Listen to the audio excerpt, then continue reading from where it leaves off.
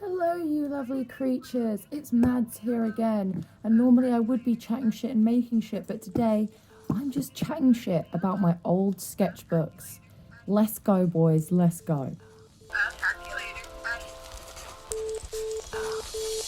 Bye. So, I started making art properly again. I used to do it all the time as a kid, and then when you're a kid and everyone tells you art's not anything you can do with your life, stop doing that, so you stop. Um, well, in about 2019, I started doodling again, and I realised it brought me a lot of joy. So this is the first sketchbook that I bought in 2019, and I think, yep, there we go. And I already knew Oddly Lucid, look at that, back in 2019. So November of 2019, almost 3 years ago exactly, I bought Philippe Philop. I name all my sketchbooks after puns because they all look different. Well, they don't look different, that's the point. They all look exactly the same. These I just get from the works. They're £1. The paper is flimsy and shite. But they're great for just like random, like when you're first starting, they're great for just like sketching and doodling in. They hold pencil really well as well. So like if you want to use inks and paints and things like that, these aren't super great. They can just about handle like pen work. But if you're going to start doing, I mean, you'll see as we go through, but they don't handle ink or paint very well. But they do hold pencil really well, so there is that. So I thought we could have a little look through. I never do it, for the most part, I don't do anything on the first page because it's too intimidating, and I like it so that it's like I don't have to be faced with a horrible piece of art when I open it.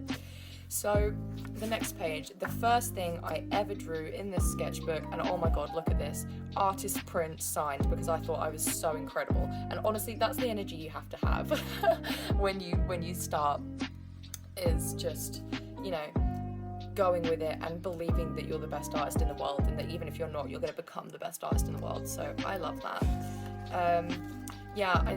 When I started Oddly Lucid, the main thing that I got into was like drawing mushrooms. I don't know if you can tell. I love these little creatures that I was drawing. These are actually from a sketchbook called, well, they're inspired by a sketchbook called Colormorphia, which is Kirby, I can't remember his surname, Kirby something's work all put together into a colouring book, and he does these almost like what are they called, Vimmel builders, where there's loads of little bits all like tied in together, loads of little things that make up a big image. And he does little creatures like these, so that's where I got those from.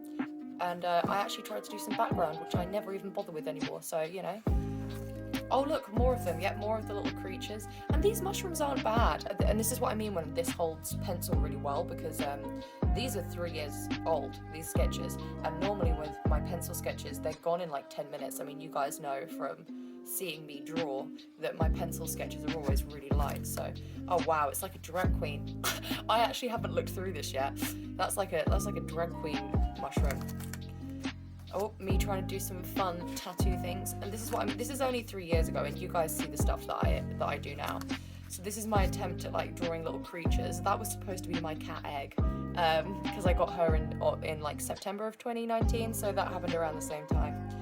Loads of little creatures. That's meant to be a little otter, I think. I do quite like the sloth. I think the sloth is quite cute. Now this is my ex-girlfriend. Fun times. This is some sketches I did of her, and honestly, you can tell, so that's like using a reference. You can tell that once you start using references, shit does get better. So anyone who says draw from your brain, don't use references, fuck them. This also isn't that bad. I don't think I could do much better than this now, trying to do like a split face, although where is her forehead? That's the other thing. I like the little background I've got going on down here as well. Yeah, doing a split face is not easy. But this is why you keep shit like this, because it reminds me like how far I've come, and like how and how good I was even then when I thought I was terrible half the time. I still would struggle to do something like this now. So oh, I was really into the heads coming off, apparently. Really into the heads coming off. Okay, so this is where I got watercolors because I was enjoying drawing so much, and I was like, I need color. So what I was doing was going around on Street View. So this is a shot of the Studio Ghibli Museum in Japan that I just painted from reference. Some random guy, a street market in Kichijoji, and a little peach. Oh yeah, there was some... That was me trying to write God out of 666. Wow, I'm so edgy. This light is quite cute, but I honestly look at this and I think I probably like copied something off of Pinterest. Knowing me, that's probably what I was doing at the time. Oh, these are cute. See, this is where like I got really into like, you can tell how quickly. So this would have still probably been 2019, early 2020, and you can see how, no, this would have still been 2019 for sure, because I remember when this was. So you can see how quickly like my art is improving just from doing it. Look, oh, that's definitely off Pinterest. I can tell by looking at it, but that's very cute, and that I think I definitely did. Oh, and florals, I still struggle with florals so much, so these are very, very cute. And obviously I was into very witchy stuff. My aim with drawing has always been like tattoo style stuff. This little worship me cat is kind of cute. I might redraw that at some point. Yeah, more little bits. I love this lemon, but again, that just strikes me as I saw something on Pinterest. That doesn't take anything away from it. I don't know whether that was a direct copy, whether I like literally looked at it and did exactly what was on Pinterest, or whether I took the inspiration and did my own thing. This little mug is very cute. Do you know what? When I got these, oh, look at the way I've patched it with a little heart so it doesn't rip. Yeah, once I started using these watercolors and showing my friends, I got so many compliments, and that's one of those things that you have to like, the little spaceship, that you have to like get used to. It's like, so this one in particular, for some reason, everybody I knew loved this.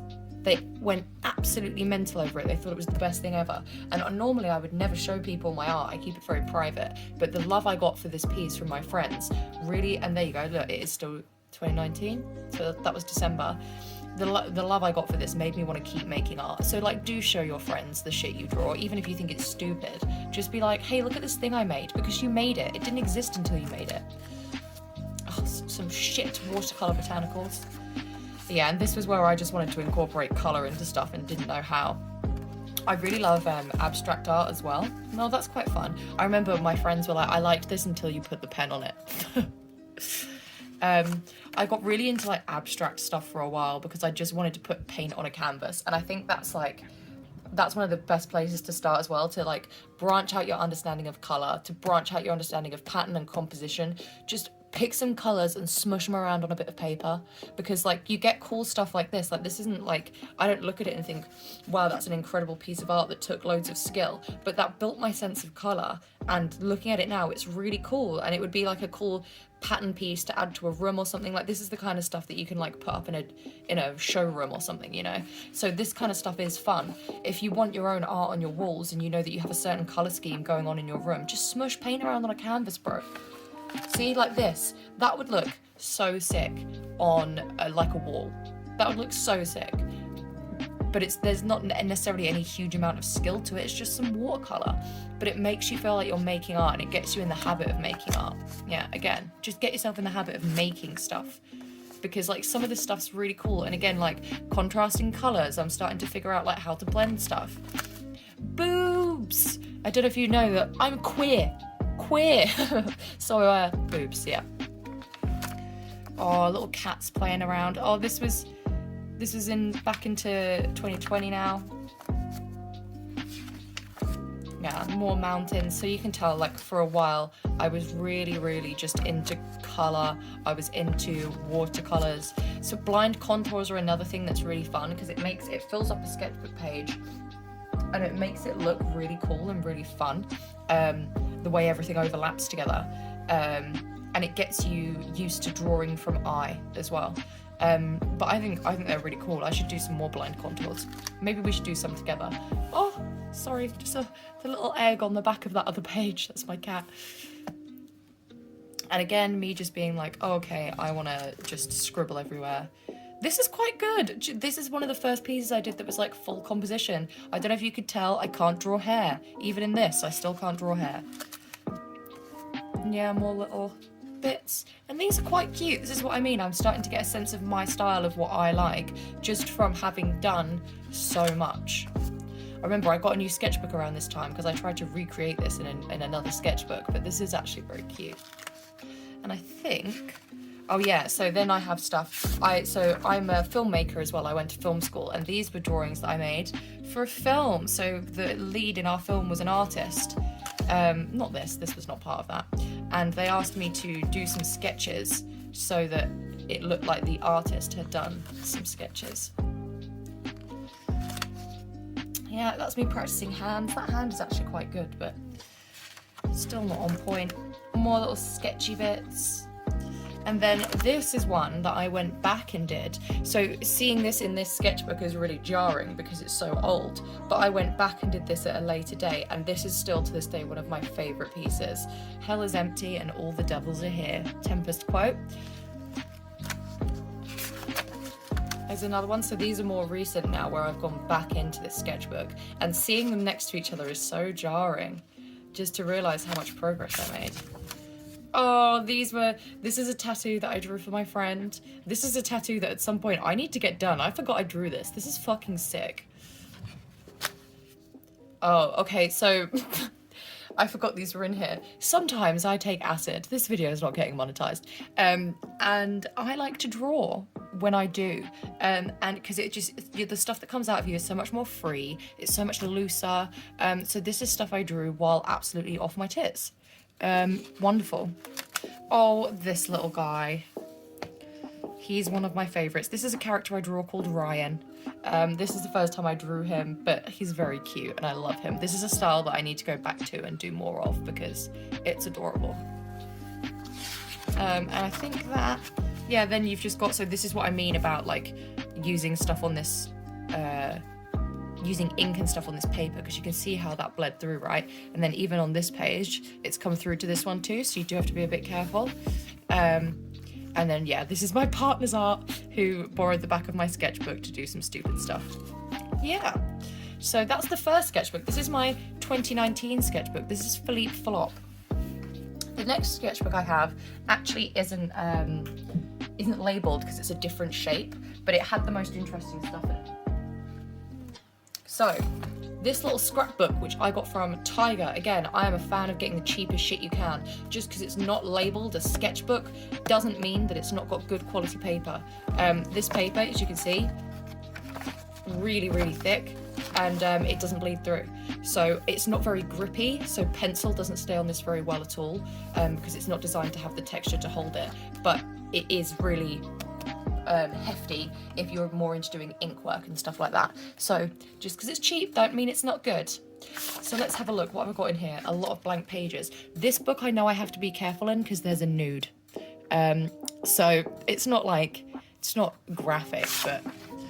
So this is when I first got gouache paints. I was trying to like layer stuff and get used to how they work and things, and it's not bad. Again, leaves and natural shapes is something I really struggle with. Oh, the next page is the nude. You just got a glimpse. You just got a glimpse. Even though that is one of my, do you know what? It's one of my favourite pieces, so I'm going to show you anyway. This is my ex-girlfriend. And this was done from a painting, and this was the from a picture, sorry. This was one of the first times I'd used gouache to like do a painting like this, and I was so proud of how it turned out. And this was about a year ago now, so that's nice. I am a massive fan of that piece. It's me practicing drawing faces from reference. This was from a reference picture, and I hated it at the time, but actually looking at it now, I think it's quite good. And this is why you go back and look back through things, because I thought this was awful, but now knowing where my skill was at the time, this was really, really good. It just wasn't where I wanted it to be. Oh, got all my markers laid out. Again, books like this are really great because, I mean, the markers do come through a little bit, as you can see, but they don't bleed onto this page. So sometimes it's worth having a book of just swatches and having like a shit sketchbook that you don't really care about the stuff in it, you know. More blank pages. And see, this is what I mean about how it doesn't hold pencil, because this pencil has been on this book as less time than the pencil's been in the other book, and it just doesn't hold it, so you can't really see. This is me trying to draw figures, because I'm terrible at drawing any sort of motion, or I was at the time, terrible at drawing any sort of motion or any sort of figure. So I just started trying, and I leave them there because it reminds you of how far you've come. And I can look back now and like you can see this shape. It's so wrong in so many ways. But if I wanted to redraw this, I could look at this and work out where I went wrong.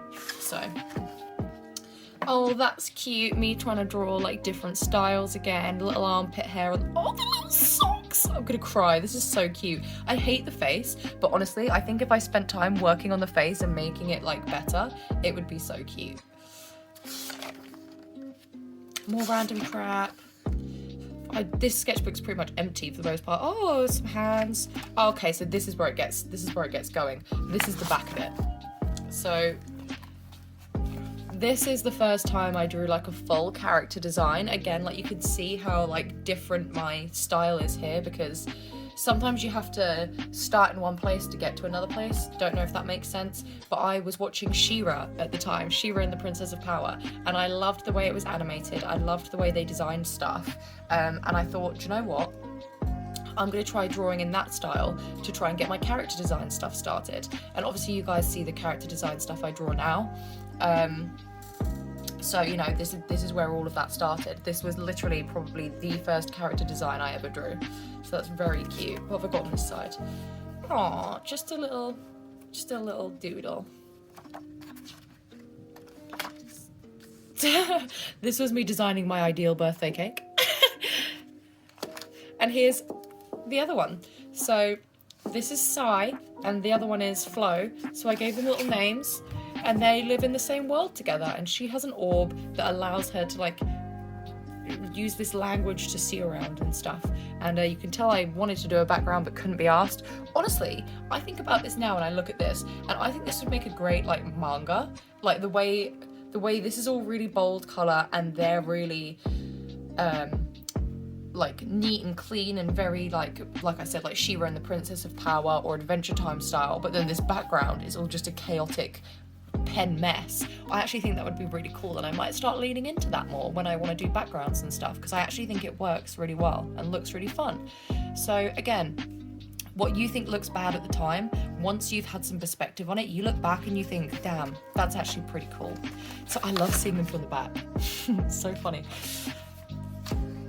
Oh, and then I tried to draw them together and got really annoyed, as you can see. But again, like this is stuff I have to keep it. I have to keep it because like it just goes to show how far you can come. Oh yeah, here we go. Here we go. This is a spread. So this is where I then chose to draw both of them together. And this is what made me start like being like, oh, okay, maybe I am like a good artist and I can do character design and I could make this like a thing that I do regularly. So we got to here all the way from just this first one here. So that goes to show like drawing stuff for the sake of just drawing and trying new things is so worth it. And then I started trying to draw more characters, but I don't know about anyone else. Once I start, I want to keep drawing because I've done something good and I never know when to stop. So then like my drawings just get weirder and weirder. I think that's the last ones in here. Oh no, okay. Then we've got this. She kind of reminds me of Shea Coulee. I don't know why, but I think it's kind of cute. Do we have anything else in here? Oh yeah, we do. There is quite a lot in here. Stone Cold. Again, this is where I think I talk in some videos about like the masking technique I use to create like to get all the face shape in the right place. And this is what I mean, like this isn't bad. It's not bad, it's very stylized, but also like everything's just completely out of proportion. So now with the skills that I have, this will look way better. Like if I was to try and redraw this. Oh, this is good. Why didn't I finish this? Probably because I hate drawing men. And then finally, the cursed image. So this cursed image right here is fan art I drew for Creepshow Art. I used to draw while I was watching her videos, and yeah, this is a piece of art that I made, and I thought I'll put a little reference to her in it. And I even put it on my Instagram and tagged her in it, and she didn't see it, but that's fine. And now it's just a cursed image. And anyone who's seen my other videos will know that the whole reason I started this channel was because of the Creepshow situation. So how ironic that this is in the back of this sketchbook, and that's literally the last page. Very ironic. So obviously this was 2020, this was last year. This is a good idea of like where my style was in 2020, what the kind of work I was doing. So now let's look at my current art. Let's look at the art I make right now in my most recent sketchbook and see where we've gone and where we've come from. Bam! Here, hefty boy. So now I use an A4 sketchbook because it allows me to do bigger work and more. This is also, when I got off Amazon, it was a bit more expensive. It was about a tenner. So this is Studio Artway. Oh my God, the wind. I don't know if you guys can hear that, but if you can, I apologize. So this big boy was about a tenner on Amazon. The paper is really, really thick again, but it's actual art paper. So unlike the scrapbook, it holds pencil quite well. Not super well, but it does hold pencil relatively well. So, the first thing that I made in this sketchbook, it's beautiful, it's beautiful. So I love this piece. I love Dorohedoro. I love manga and anime in general. Dorohedoro is one of my all-time favorites. It makes me want to curl up in a ball and scream and cry and like shit myself and come a little bit.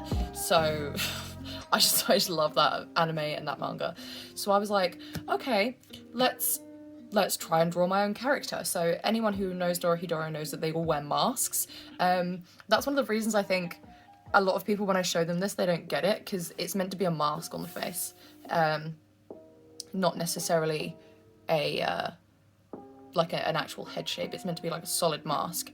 But also like they can be turned into creatures and stuff. So, you know, like the blood and the eye, like, I don't know, I like it. I also was trying to do something different with the clothing. I wanted it to feel like a kimono style jacket over the shoulders. And this is the black smoke that they use to cast their magic. And this was also a great way to do hand studies, because just looking at like the way I've done those hands, it took me ages to get those right, but it's so worth it. And now I have a lot more confidence drawing hands in my work in general. So it's pretty good. And I always say, like, drawing for the sake of drawing is infuriating. When people tell you to sit and just draw the same thing over and over again, it's fucking painful. Nobody likes to do that. You just feel like you're getting worse at it and not better. But finding ways to create a piece that you know you're gonna like and incorporate something difficult into it is really, really good. So I created a whole little story here that her magic, in Dorohedoro, everyone gets their own specific kind of magic that does a specific thing, and she has a demon that pops out her hand. Pop. So yeah, that's her. What's on my next page? See, even in this sketchbook, not everything's a winner. So I follow this this Instagram page called Still Here, Still Life, which is what this is. So essentially, they give you like a picture once a month or once a week that is normally really graphic and bold, and the whole point is that you can use those still lifes for your own work, and it's really fun to like try and... They also post the other things that other artists make. So it's really fun to be like, oh, this is how an artist interpreted this, and this is how another artist interpreted the same thing. And then you can go away and you can do it yourself and have loads of fun with it, and they don't really matter because they're just little still lifes. But it's great for being able to do things like, you know, you want to add like some extra elements, like this little can guy. I could add a can guy like this to loads of my different portraits, you know. And then I tried to incorporate it into a large drawing and gave up, clearly, because I was getting annoyed with it. So one of the other things that I always say, you have to find an art medium that's like not drawing or painting or whatever it is that you do, that's like your second favorite, right? So like for me, I'm a pen artist first and foremost, but if there's anything else I love, it's fucking sound. I love sound. When I did film, I was a sound designer. I still do sound design now. That's one of the reasons I like doing YouTube. I help people out with podcasts. So sound is my bread and butter, which means that a lot of the time, music is what really, really connects me to specific art, and I will hear a line of a song or even just a riff of a song, and it will like conjure an image, and then I can listen to that song over and over again and draw, which sounds stupid, but it really helps you like connect more emotion to it. So this specific one here, there's a line in a song that I like, getting grumpy at the game, he's Aaron Hansen. which I think is, I love Game Grumps as well. Icons, absolute icons. So getting grumpy at the game, this is my attempt at drawing Aaron Hansen from Game Grumps, and then Cemetery Drive is the name of the band that the song lyric is from, so that's why it's on the collar. But again, I never finished it. All things considered, I think that given I've never tried to draw, I don't very often draw portraits of men, and that this is an actual person, I think that's recognisably Aaron. It's not great, but I think it's recognisably him. Oh. The thing is, every time I see these now, because they're so connected to music, I can just hear the song in my head. So this is another one. I need a new body and I need a new soul. Lyrics from a song that I really love. And this is how I felt at the time. This is why I connected with it. This is how I felt. And then this, I need a new body and I need a new soul, just spoke to me. So again, I've got my oddly lucid brain blossoms that I always draw. Sometimes when you connect to another piece of media, like whether it's film like it was with, or TV, like with me with She-Ra, or whatever it is for you specifically, it might be a poem you love, or it might be a book you love, or another artist's art, whatever it is, if it speaks to you, it makes you feel a certain way, put that into your art, it makes so much difference. So I've got a page of what I call pattern ideas. This is where like I need extra things to add around my my portraits, just to add some extra dimension and stuff. And this is like little ideas I was coming up with things I could do. I quite like the little pants actually, and I like this eye, but otherwise I kind of hate them all. This is another one from a song lyric. This one I don't love so much, but I think it's cute. That's about it. That's about how I feel about that. I don't really like using colour anymore.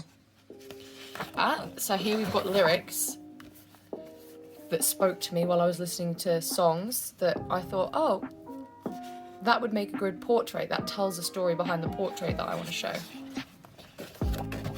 This is another favourite of mine. Roller's rights. So you can see, like, looking at my original sketchbooks from 3 years ago versus stuff like this, it's just insane to think where I started. To think about like Philippe Flop and like the first little mushrooms that I was drawing, and then this, like, it's crazy to me. So I've come up with a full composition here. I've got elements in the foreground, elements in the background, and it tells a story. It's beautiful. I really love this piece. And that's just some more like sketches. This is like a little market I was trying to draw. This is a little teddy I have that has teeth that I was trying to draw.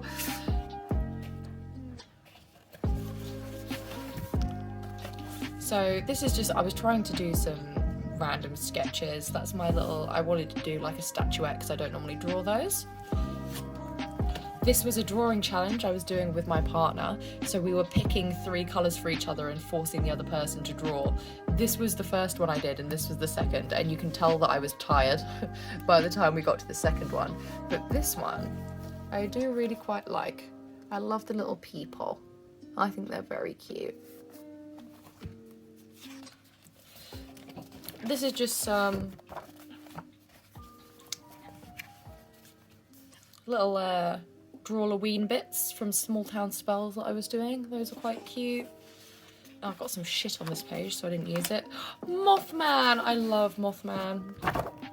I was like, whenever I hear Mothman, I don't think like scary. I think like a businessman, like a business moth.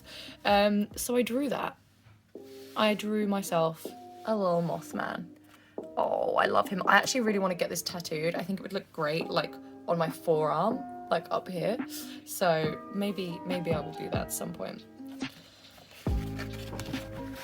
These are sketches that this is the back of, there's another drawing on the back, but this and this were, like, drawings I was trying to come up with for a canvas page. Like, a canvas page and a canvas painting. So that was what was on the back. That was a very quick one. That I just whipped up. Again, I hate drawing hair, so this is me trying to get used to putting hair over all the hard work I've just done on the face, because I hate it. There's nothing I hate more than spending ages drawing a beautiful face and then having to fucking cover it with hair. I'm trying to force myself to get used to it, because that's just how hair falls. Oh, going backwards. Yep, so this was the final design that I decided to put on the canvas. That canvas is actually finished, and if you want to see it, you can follow my Instagram. Beep, beep, beep. I'll pop it up there.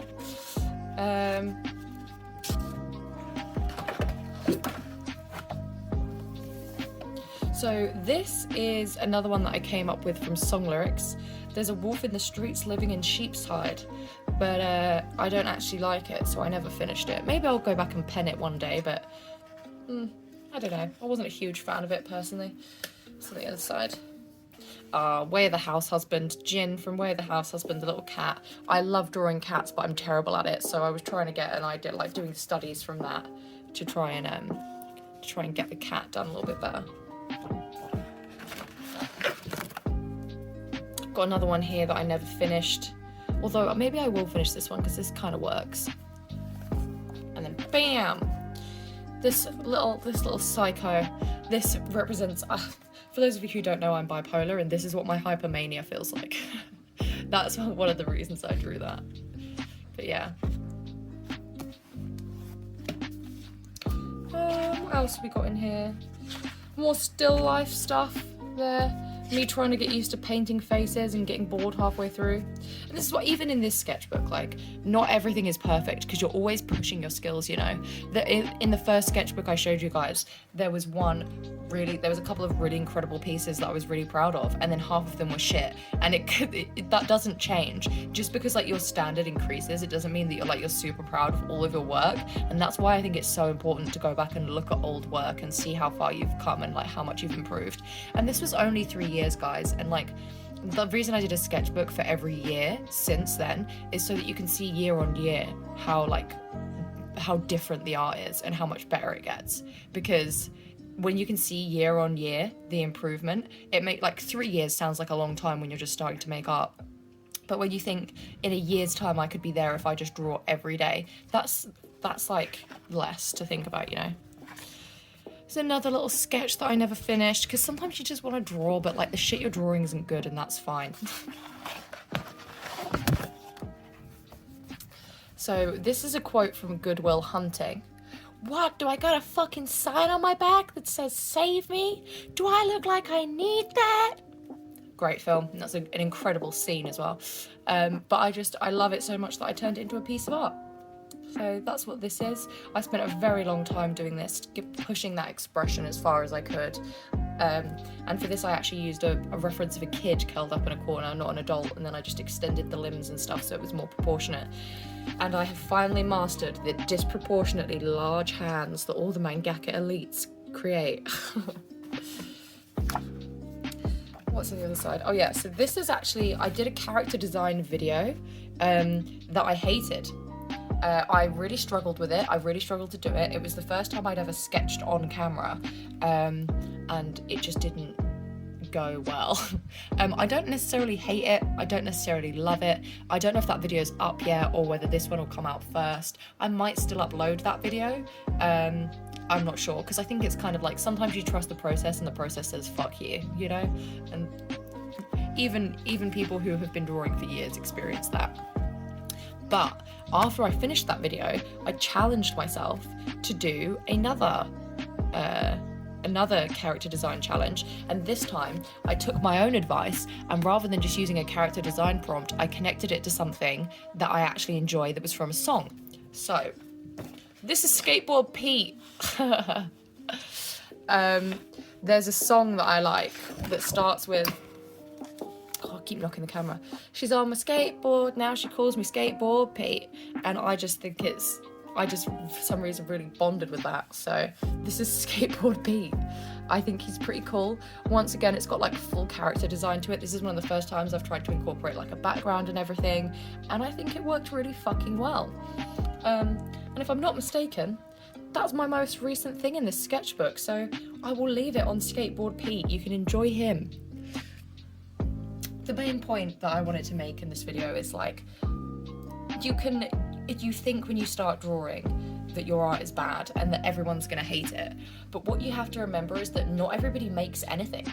Like, there are people who don't make anything their whole lives, and that's just fine. There are people who just don't enjoy that. But the fact that you've made anything in the first place is like incredible. People don't do that. Not everybody does that. That's a thing that you do now. And like, you are an artist just by making art. And if you think about like the famous painters like Van Gogh and stuff that we look at, they go through different periods of different styles and different techniques, and they were always learning and growing with their art too. And now we look at those periods of their art with like wonder, you know, and think, wow, that's so incredible. And you have to romanticize it a little bit and tell yourself that each period you go through with your art, when you're going through like a growing pains, trying to learn how to get the proportions of a face right or a body right, you just have to accept that, like, this is just one of those growing pain periods. And maybe one day when I'm a famous artist, people will look back at this and think, wow, it's so cool to see where this person came from. So yeah, that's what I wanted to say with this video. I hope this makes you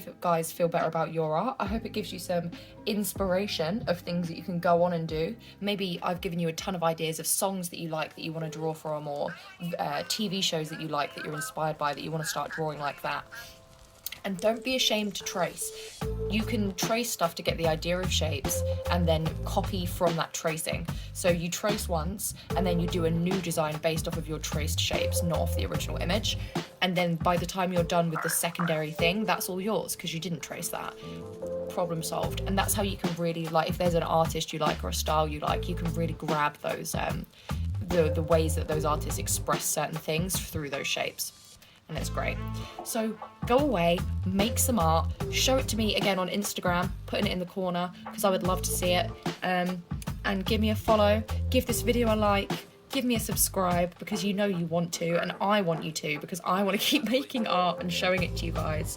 Yeah, have a wonderful day, everyone. I hope it goes well for you, and I hope you make a lovely piece of art. Goodbye.